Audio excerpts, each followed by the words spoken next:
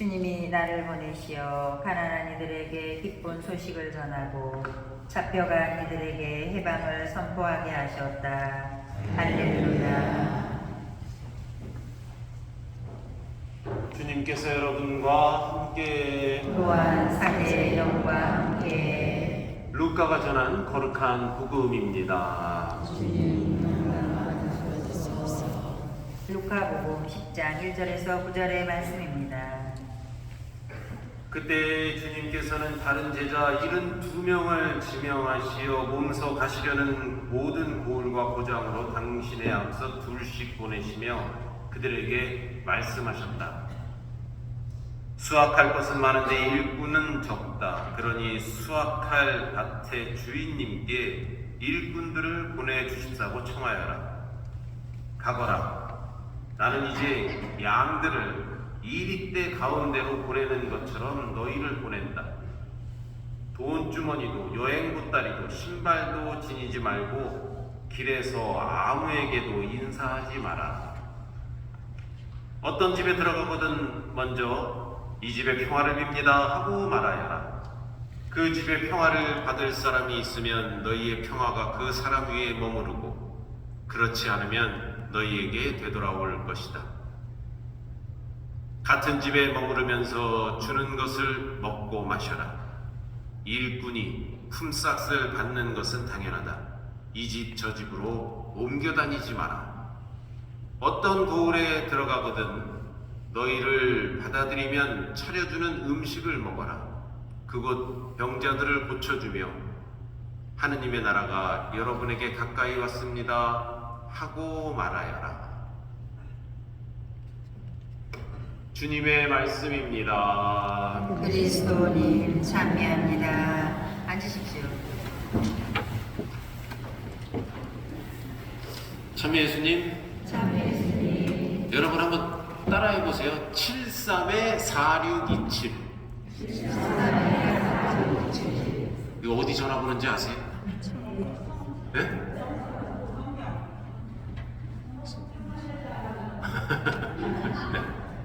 네, 좋습니다. 성경 벌써 이게 딱 촉이 있으신 분이 있고 하늘나라 전화번호라고 그러시는 분도 있고 이런 분들은 이제 그래도 성서 공부 이렇게 좀 하고 이렇게 경험 있으신 분들이죠. 그러니까 7324627은 전체 우리가 이 성경이 73권이다. 창세기부터 요한복음까지 하나하나 하면 73개가 있는데 44 구약은 46권, 신약은 7324627. 그렇죠? 네. 그렇습니다. 이 27개의 신약 성서 중에 편지, 그러니까 서간, 편지죠. 서간이라고 일컬어지는 편지는 21개가 있습니다. 벌써 센스 있으신 분들은 막 받아 적고 있잖아요. 그렇죠?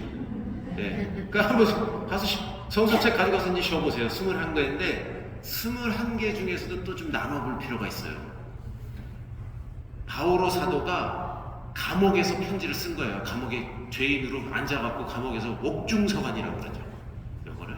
그리고 우리가 오늘 들은 이제 이 티토서, 뭐 또 티모테오 전후서 이런 것은 사목서간이라고 합니다. 그러니까 마치 저기 교구청에서 주교님이 본당 신부들한테 편지를 쓰면서 기도 열심히 하시고 성사생활 잘 하시고 교우들과 친교를 잘 어울리시고 이단을 조심하시고 뭐 이렇게 이런 내용들 사목적인 것들을 사목서간.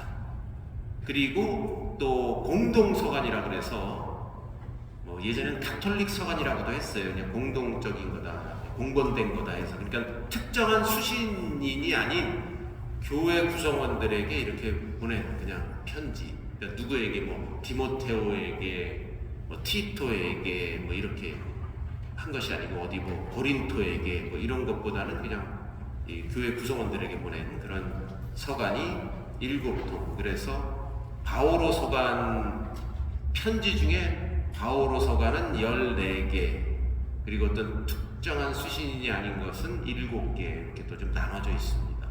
어쨌든 이렇게 해서 이제 전화번호가 7324627이 이렇게 나온 거고, 27회 중에서도 21개의 편지가 있고, 그것도 또 나눠서 14개, 7개 또 이렇게 나눠질 수 있다 하는 것을 말씀을 드리면서, 자, 오늘 독서 들은 것을 기억을 해보세요. 티토를 굉장히 아끼고 사랑하고 그랬던 것 같아요. 보니까 바오로 사도가 사랑하는 티모테오에게 인사합니다 하면서 이렇게 이야기를 합니다. 바오로 사도가 이제 그 티토에게 쓴 것 같아요. 그런데 좀 다르게 보고 싶어요. 티토 개인에게 보낸 편지로 나오지만 교회의 사목자들에게 요구되는 자질과 책임에 대해서 말하고 있기 때문에 이것은 사목서관으로 분류가 되는데요. 바오로와 티토가 몹시 가까운 관계에 있습니다. 실제로 다른 신약성서를 보면 티토 이름들이 나옵니다. 그래서 잘 알고 있구나 하는 걸 알 수가 있어요. 그런데 이 사도 바오로가 티토서를 썼는지는 조금 아닌 것 같은데 하는 게 있어요. 제가 엊그저께도 그런 좀 성서 국어 시간이라고 그래서 그런 말씀을 좀 드렸습니다만, 좀 논란이 있고, 그리고 마찬가지로 티모테오의 편지 같은 경우도 사목서관과 바오로의 이 다른 서관과 차이점이 있습니다. 예를 들면 이제 왜 바오로 사도가 안 쓴 것 같냐, 무슨 근거로 그런 소리를 하시오라고 얘기했을 때 이런 표현을 할 수 있는 것이죠. 예를 들면 사목서관의 경우 바오로 친서에 사용되지 않는 단어들이 한 36% 정도가 된다는 거예요. 그리고 신약 성경에 없는 그러한 단어들도, 쓰지도 않는 그런 단어들도 한 20% 된다는 것이죠. 예를 들어서 바오로 사도가 그 편지, 얘는 14통의 편지에는 주로 강조하는 것들이 이제 십자가, 자유, 계약, 그리스도의 몸, 이런 표현들이 아주 힘주어서 표현을 하고 있는데, 이 티토서와 티모테오서에는 이런 표현들이 잘 안 나온다는 것이죠. 또 이런 단어뿐만 아니라 문장 구조와 동사의 활용 등 상당히 다릅니다. 그리고 그 밖에 다루는 주제도 아주 다르고 나타나는 신학상사들도 뚜렷이 다르다는 것이죠. 조금 글쎄 정확한 이해는 안 되겠지만, 여러분들 좀 제 말을 알겠슈? 알겠죠? 그럼 이거 어느 쪽이에요? 예? 우리나라 지역으로 따지면?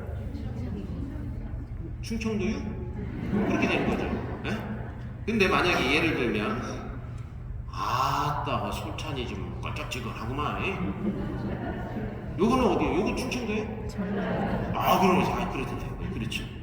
이런 것처럼 성서를 이렇게 단어 같은 걸 연구를 하다 보면 같은 쫙 편지들이 있는데, 요거는 이쪽 지방말이 아닌데, 이런 게 나오는 거예요. 예를 든다면 껄쩍지근하죠?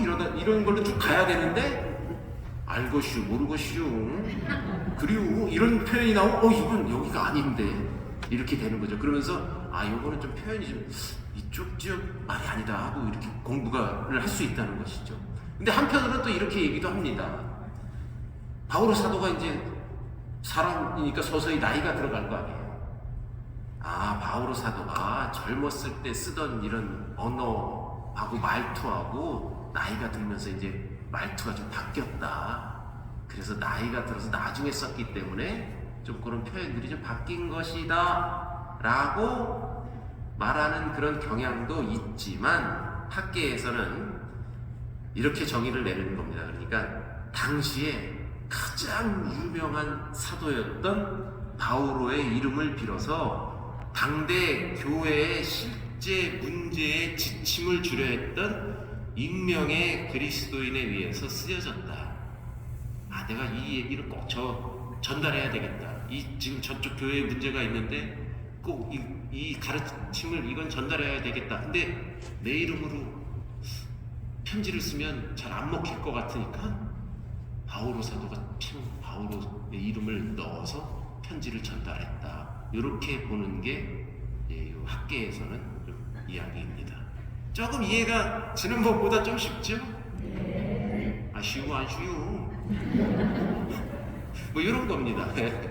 이렇게 조금 알아가면 조금 뭐 재밌을 수 있겠죠.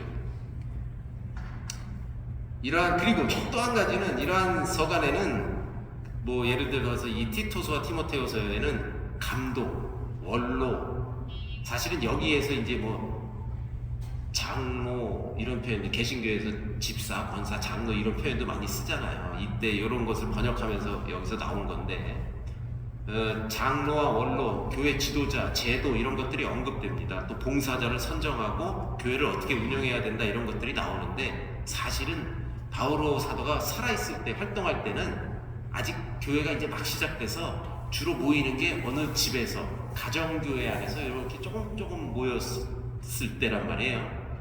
바오로 사도가 돌아가시고 나서 한 100년경 한 세대 정도 지났을 때 어느 정도 공동체가 생기고 교회가 형태가 좀 갖춰지면서 그때 이제 뭐 봉사자 선정을 어떻게 하고 원로는 어떻게 하고 뭐 이런 얘기가 더 그때부터 좀 나왔다. 그래서 시기적으로도 조금 맞지 않다.